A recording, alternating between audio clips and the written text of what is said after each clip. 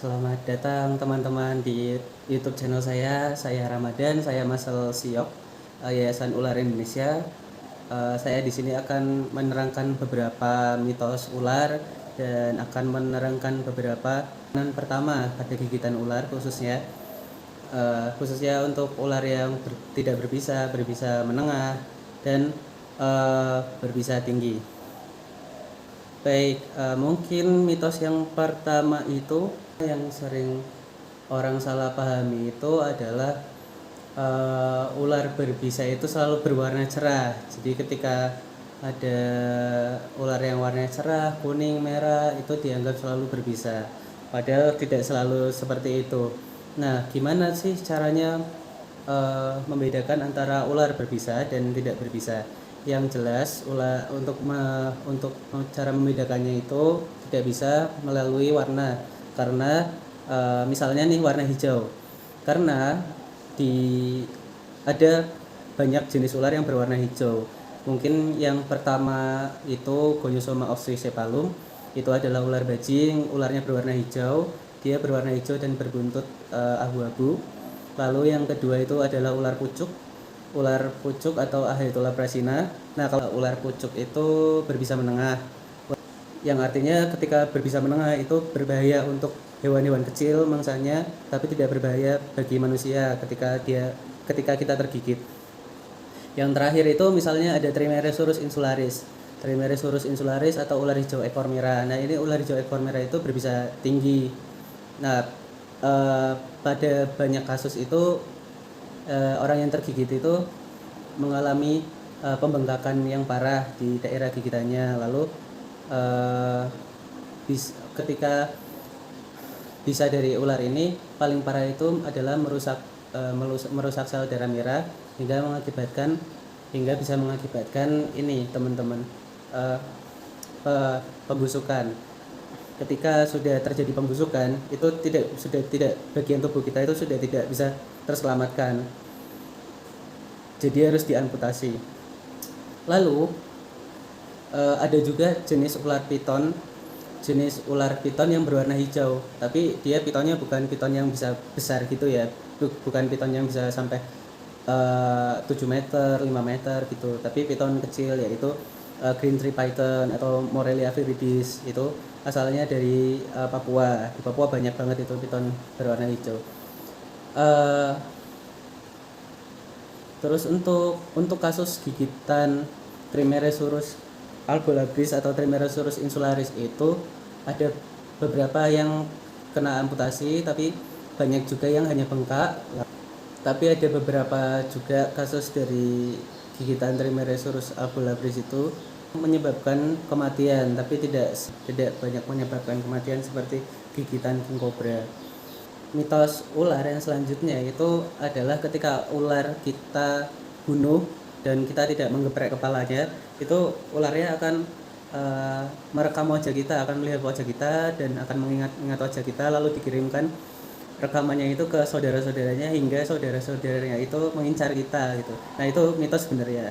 Ular itu nggak punya telepati ya teman-teman. Jadi ketika kita membunuh ular itu sebenarnya beresiko, karena bisa aja ular itu mengeluarkan feromon.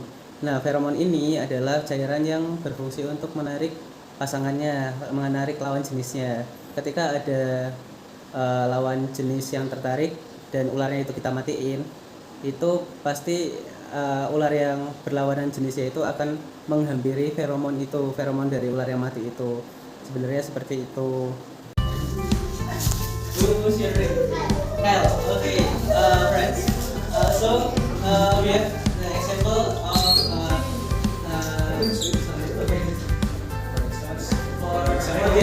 for the example, Kyle is bitten by venomous snake. Kyle bit in the hands, in here. Okay, so what should we do?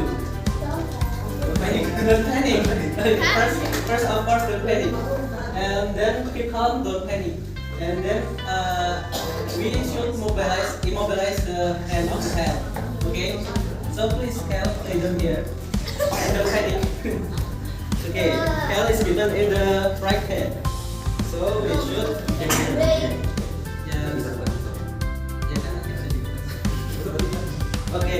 You want to take your badge? Actually, Okay, so you begin in the right hand. I will immobilize his hand like this. Or if we don't have like this, we can use something hard. For the example, use broom or everything hard to keep to immobilize its hand and his hand. Okay, so. And then Mr. Ardian helped to tie this.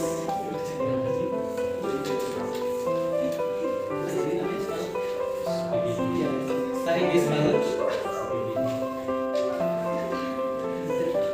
It's not too hard to tie, but it's enough to make help him move his hand.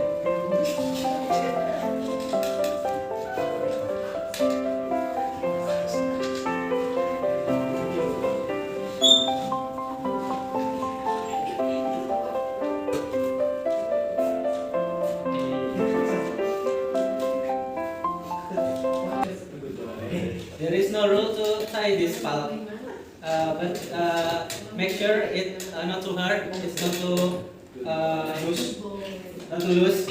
And then put Kyle hands like this, and you must to be recovery position. Yes.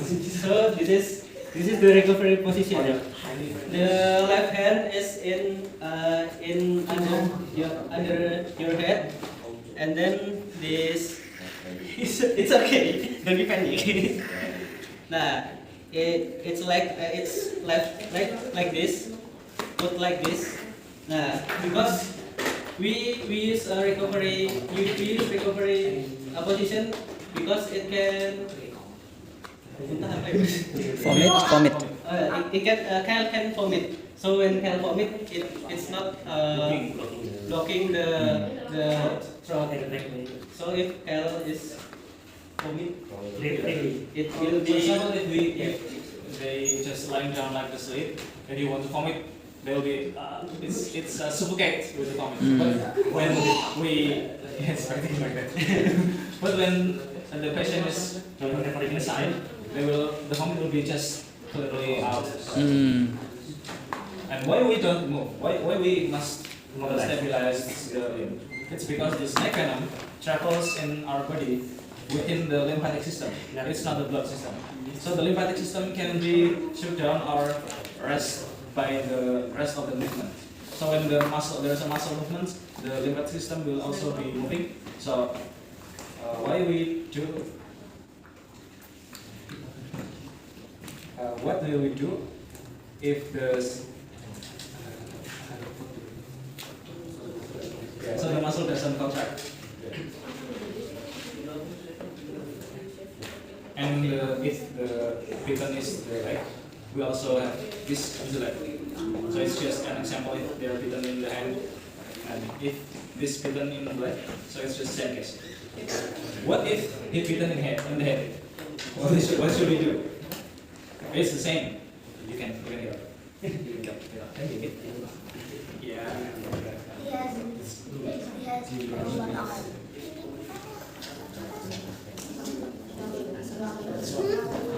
So this example for the hand, and this is the example bitten by. Oke, mungkin kurang lebih seperti itu. Mohon maaf apabila ada kekurangan. See you.